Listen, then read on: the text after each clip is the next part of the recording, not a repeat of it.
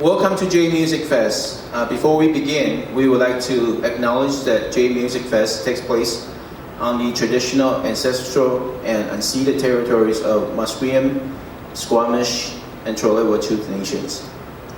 We also would like to take a moment to thank our funding partners, media partners, community partners. I'd like to thank our volunteers and staff whose support make JMF possible. This 30-minute pre-show talk offers a moment to reflect on and celebrate the fourth edition of JMF's conclusion. Inspired by this year's theme, Mother Tongue, New Beats. The session explores how different generations can connect, appreciate each other's perspectives, and foster dialogue through music, all working together toward a community of unity rooted in diversity.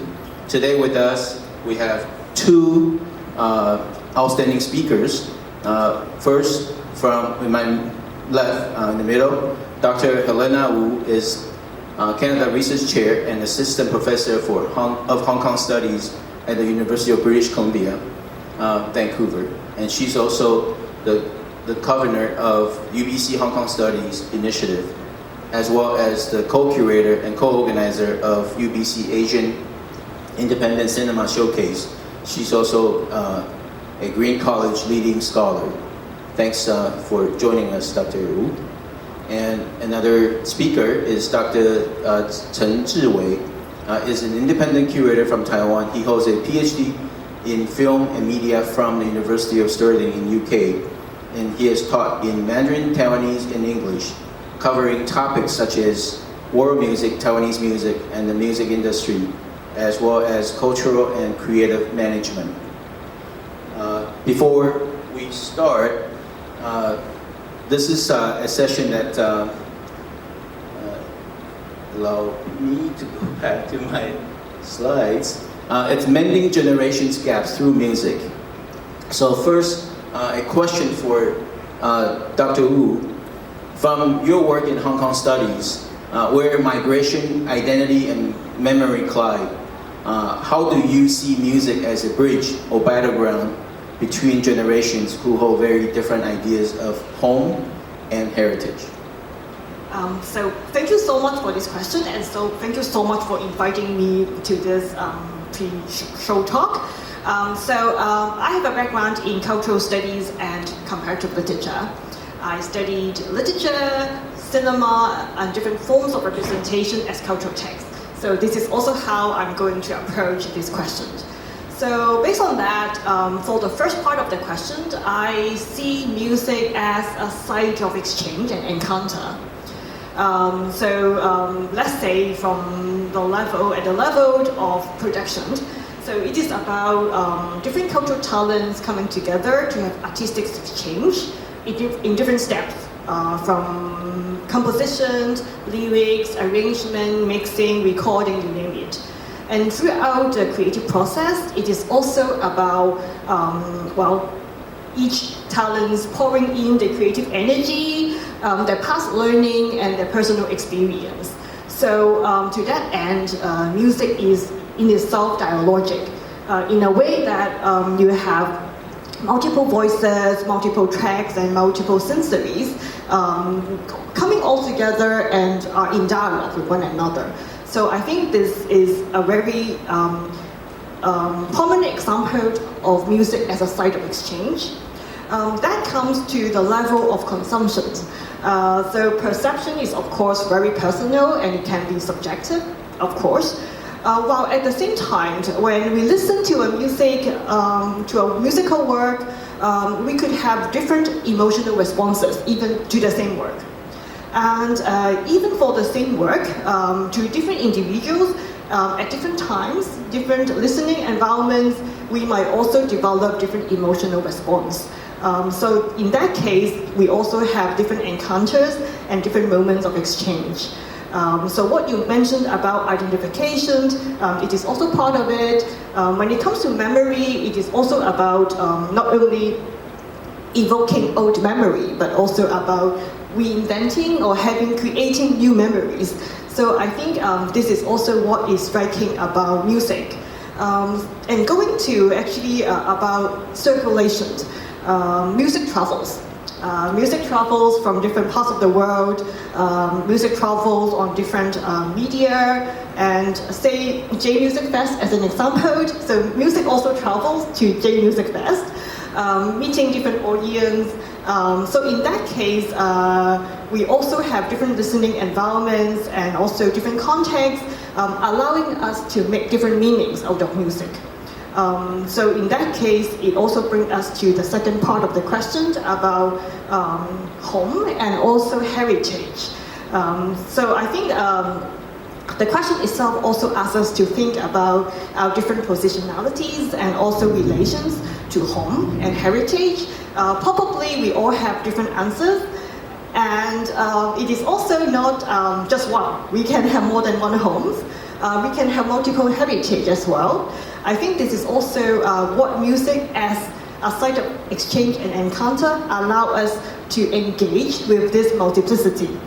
And also allowing us to have multiple ways of understanding, looking at the differences and acknowledging this openness as well. Well, I think that's why we have to have a festival like Jade Music to try to challenge or to try to have a conversation over this topic of identity or heritage or even the definition of home. And I think music is a wonderful vehicle for that. And I think my next question is for Dr. Chen. So you teach and create in Mandarin, Taiwanese, and English. Have you noticed generational differences in how young people emotionally connect to mother tongue music today compared to maybe 10 or 20 years ago? Well, I would say, from my personal point of view, in Taiwan, when I was young, about 1970s, 80s, everybody knows the story. It's not allowed to use dialects, okay, dialects in public. Okay, so in Taiwan, Mandarin is the mainstream. Okay, of course, we have songs in Taiwanese, in Hakka. Okay, but the main stage is for Mandarin popular music. So 20 years ago, 30 years ago, well, if you can sing properly in standard accent, if you can express properly, well, that would be something you can brag about. Okay, but later on, after the lift of martial law, after the abolishment of censorship, people started to use whatever they want to express themselves. Okay, so young people started understanding, well, Mandarin is not the only thing, only choice.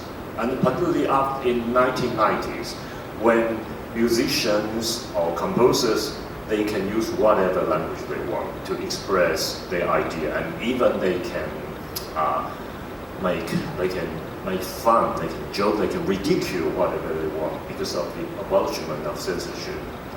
Younger generation would be proud of using whatever mother tongue, whatever language they can. Okay? So in my case, and of course, Mandarin is the official language. We do not have official language, but Mandarin is the standard at schools. So at universities, professors would deliver their courses in Mandarin, or in English, of course, because that's the working language for academia. But I tried 20 years ago. I started teaching in Taiwanese, and because that's not the required course, so it's like elected. So students can make decision. If you do not understand Taiwanese, well, the course is not required. It's up to you. So I attracted a lot of students who didn't even know Taiwanese, but they just come. And some of them even got interpreter for them. So in the classroom, I would, because I noticed that, well, you guys, what are you talking about? Just show us. Oh, sorry, professor, he doesn't know Taiwanese. So I'm helping him to understand what you are talking about. but we always offer PowerPoint slides so students can understand something. So to be able to use mother tongue or to be able to understand different language become something like, well, you can show off kind of confidence and your pride. So this is what I noticed. 20, 30 years ago, if you can speak proper Mandarin, it's kind of honor. But nowadays, if you can use different languages, it's again honor. It's very interesting because I grew up in Taiwan, and I remember that my family speaks Taiwanese, but it was in my I think it was 6th grade. I was on the bus, and a gentleman heard me spoke Mandarin, and he said to me, "Oh, your Mandarin is perfect." And I was so proud. I was going, look at me, a Taiwanese kid speaking Mandarin perfect, But many years later, I wouldn't think the same way. But again, just in 2017, when Canada celebrates its 150th birthday, our organization had a program called "We Celebrate the Accents," because we feel that coming from different places, accents actually represents where you come from, your heritage, your culture, and to try to remove the accent sometimes is removing your identity in a way. But trying to create that convenience for other people to understand what you are trying to convey is also something in people's minds. So this notion of standard language, sometimes it's really hard for people that are trying to pick up a language.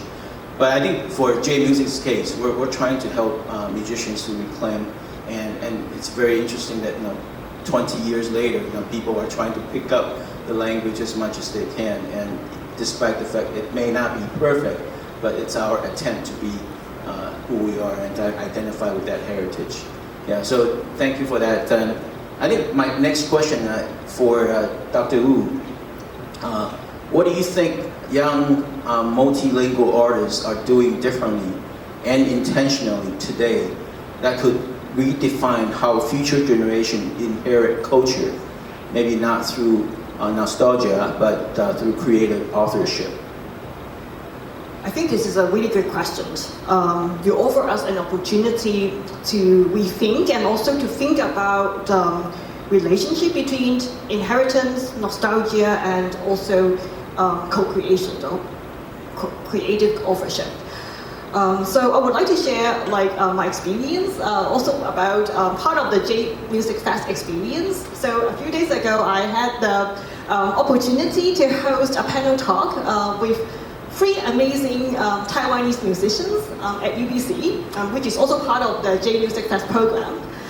It is about multilingualism in Taiwanese indie scene. So we have a conversation with 3 artists, including Chen Szu Wei, who will be performing in the next session, Lizzie from the band Honey, which is she's the vocalist of the band, and Yiling from Shallow Levy. She is the vocalist and also the major sing-songwriter of the band. Chen and also Lizzie, they sing primarily in Hakka, while Yiling sings in Taiwanese and also Mandarin. They're all amazing artists. So they share the music, and they also share about the experience making the music. So they talk about actually what I learned from them deeply is about one's relation with tradition. It is something transformative. It is something personal at the same time. It is possible to articulate tradition with personal experience and also personal memories. And they talked about, for instance, reconnecting with mother tongue. So not only about relearning the mother tongue, but also about adopting it as a musical element, using it as a creative language. They also talk about accents. For instance, exploring different accents from a language, how certain accents might suit certain form of expressions, certain genre. And I think it's also about exploring this underrepresented aspect of a tradition.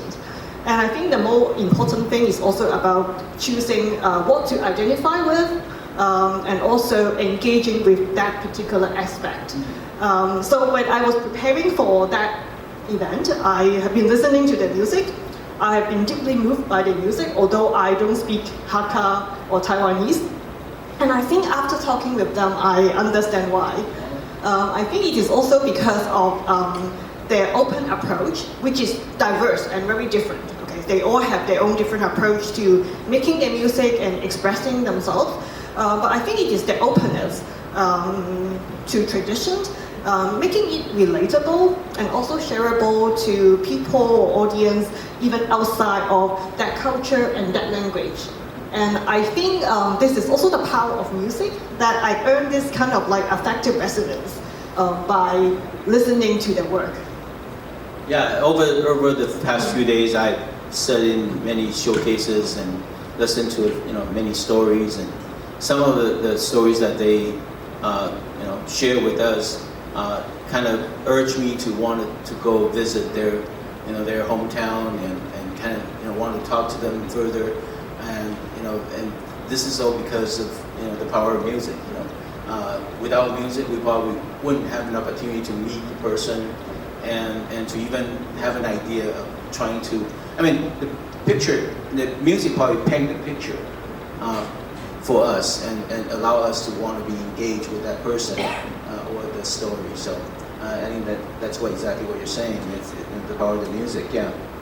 So for Dr. Chen, in Taiwan's music evolution, from campus folk to Mendo pop to today's indie and language revival scene, what lessons stands out most about how generations music understand or teach each other through music? Well, I think in the past, radio stations, TV stations are the only channels, through which we hear music and we listen to music. But nowadays, with mobile phone, with YouTube, a wide range of platforms, it's so easy to have. It's accessible. Music's everywhere. But just because music's everywhere, sometimes we were lost. We don't know what to listen to. So in the past in Taiwan, we had only 3 TV stations. So at 8 or at 9 in the evening, you have only 3 songs to listen to. The opening title for the soap opera, the TV drama, and the closing songs for the opera. So promoters or managers, agents try their best to have songs to be part of the TV dramas or to be able to deliver to the audience through radio and TV programs. But nowadays, young children have multiple channels to approach music, so they can actually listen to whatever they want. Either they explore what to listen to, or when they heard of something, or say, "Oh yeah, Mom, you mentioned something," or "Mr. Wang, you mentioned something." So they just Google it and explore it. So somehow in the past we only listened to a very a very narrow range of genres, but nowadays young people have more choices, so they would be able to understand their parents, their grandparents' idea through one song. For example, when I was a kid, because of my mother's side family, they're from Shanghai, so I only listened to Mandarin oldies from Shanghai and Hong Kong, 1930s to 1960s. But outside the family, I would listen to something my classmates would listen to. I'm very, very narrow ranged. But nowadays, you don't usually listen to what your classmates would listen to. You listen to whatever you want. For example, my son well, somehow he heard something, and he would ask me, so what's the title of the song? And then he Googled, he found it, and he shared with his classmates. So they are ready to embrace a wide range of songs. It doesn't really matter it's in Hakka or Mandarin or Chinese or even in Korean or in Japanese. Music itself matters, but the language is no longer the taboo or something which would control what you would like to listen to.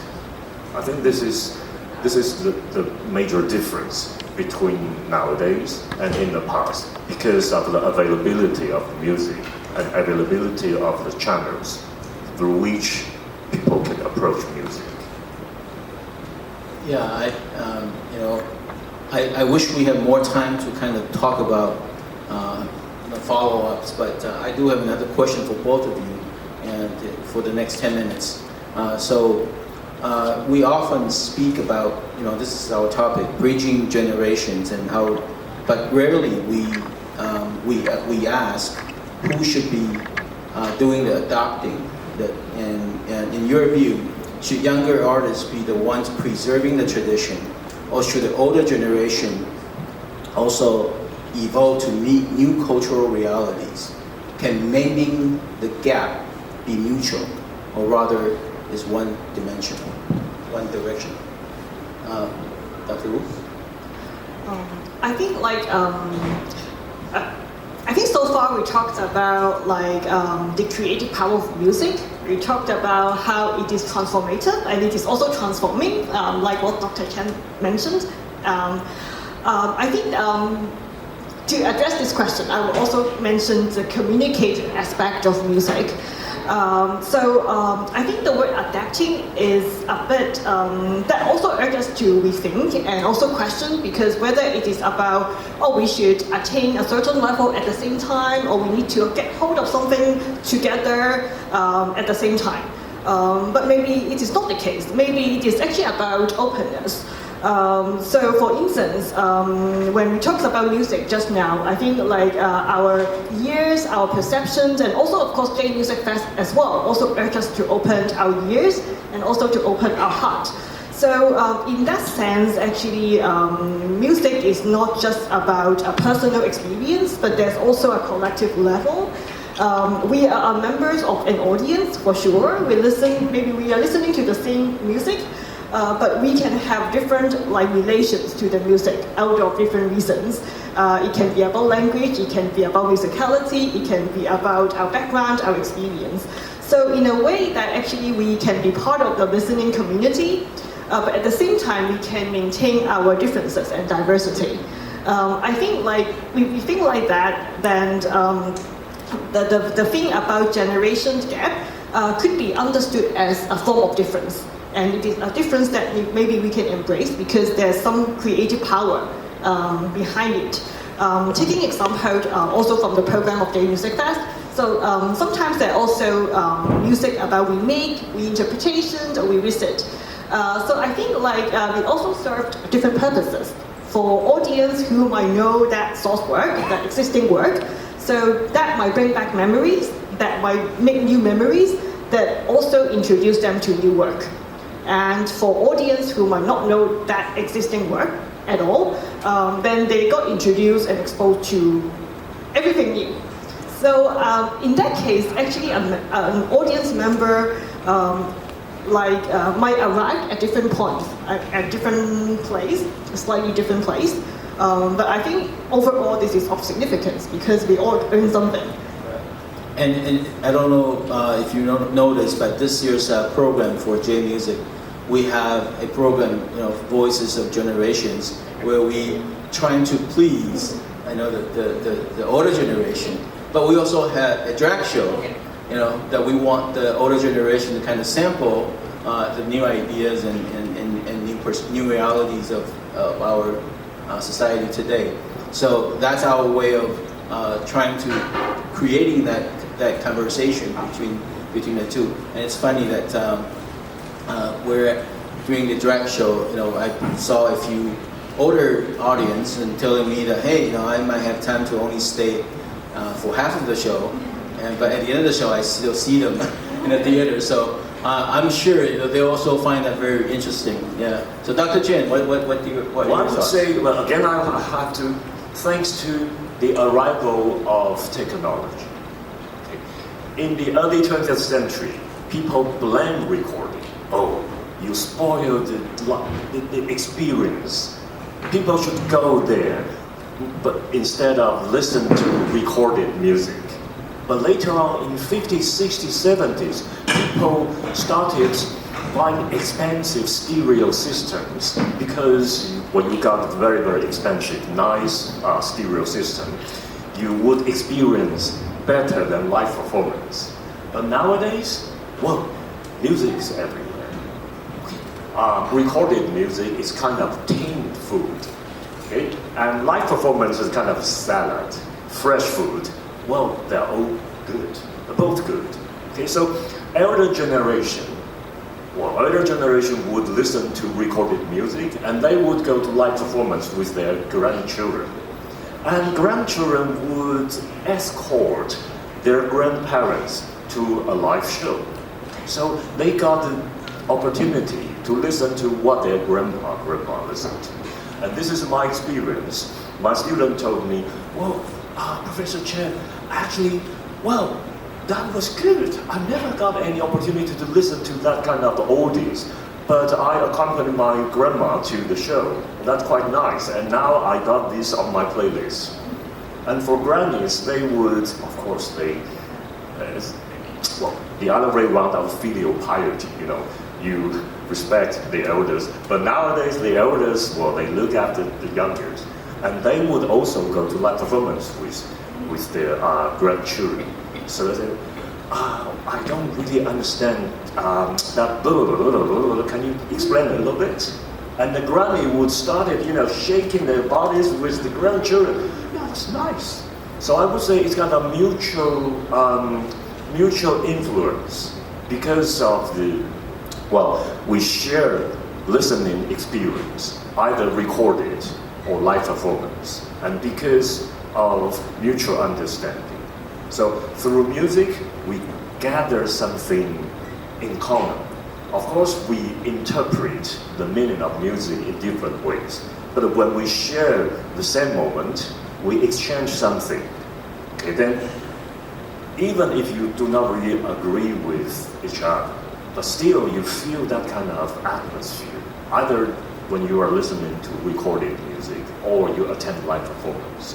So I would say the elder generation would start to understand their grandchildren, what they're really thinking about. But the younger generation would find the beauty of oldies.